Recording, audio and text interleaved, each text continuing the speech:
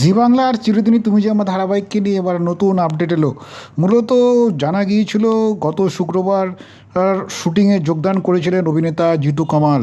মনে হচ্ছিল যখন পরিস্থিতি স্বাভাবিক ঠিক তখনই আবার আরও একটি ঘটনা ঘটে। মূলত অভিনেত্রী দিতিপ্রিয়া নাকি মহিলা কমিশন এবং আর্টিস্ট ফোরামের দ্বারস্থ হয়েছে জিতুর বিরুদ্ধে অভিযোগ জানিয়ে। তিনি জিতুর সঙ্গে কাজ করতে চান না এই মর্মে অভিযোগ করেছিলেন। এখন যেটা জানা যাচ্ছে, অভিনেতা জিতু কামালকে নাকি মহিলা কমিশন গতকাল বিকেলে ডেকে পাঠিয়েছিল। মূলত মহিলা কমিশন নাকি নড়ে চড়ে বসেছে দিদিপ্রিয়ার এই অভিযোগ পাওয়ার পর।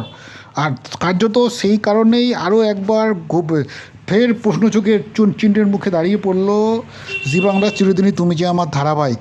মূলত বেশ কিছুদিন শুটিং বন্ধ ছিল, যেহেতু একটা ডামাডোল পরিস্থিতি চলছিল, দিদিপ্রিয়া এবং জিতুর টালবাহানা চলছিল।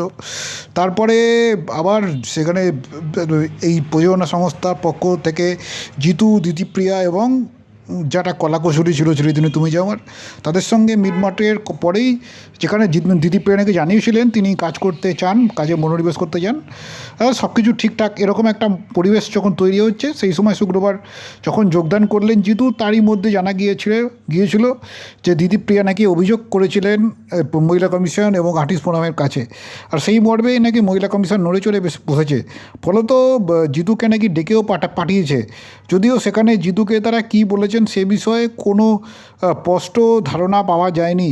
তবে এই যে দিদিপ্রিয়া যে অভিযোগ করেছে, সেই ঘটনার জেরে বিপদে শুধু জিতু পড়েননি, পাশাপাশি বিপাকে পড়ে গিয়েছে এই ধারাবাহিকের এই মুহূর্তে যে গল্পের যে শিডিউল থেকে শুরু করে প্রোডাকশান টিম, সব মিলিয়ে যে এই ধারাবাহিকটি আবারও আরেকবার প্রশ্নচিহ্নের মুখে দাঁড়ালো। শেষ পর্যন্ত এই ধারাবাহিকের ভবিষ্যৎ কোন দিকে দাঁড়ায়, কোন দিকে যায়, সেটার দিকে সকলেই তো নজর রাখছেন।